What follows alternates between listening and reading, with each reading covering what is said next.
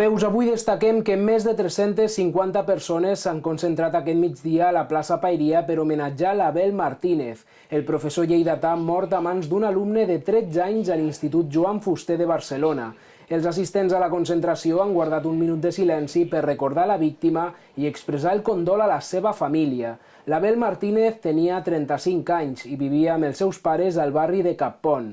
Llicenciat en Història per la Universitat de Lleida, portava 5 anys fent suplències com a professor de Ciències Socials en diferents centres educatius. Feia només una setmana que havia començat a treballar a l'Institut Joan Fuster de Barcelona, on malauradament ha perdut la vida.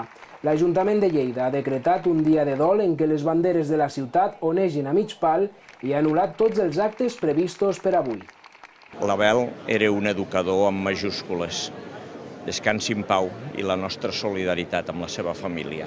Avui aquesta comunitat que som tots nosaltres està profundament de dol, perquè un dels nostres, un dels millors, un que dedica la seva vida a formar els altres, ahir va morir en circumstàncies tràgiques. Des del nostre sindicat, des de la FET-UGT, estem preocupats, no?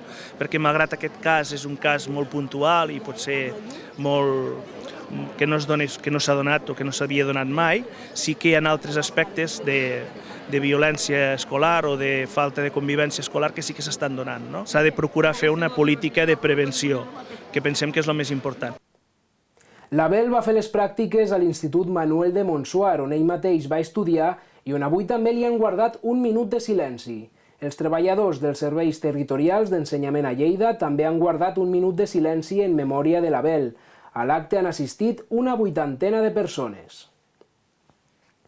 Fins aquí el butlletí informatiu d'avui. Més notícies als nostres canals habituals. Gràcies per la vostra atenció. Fins aviat.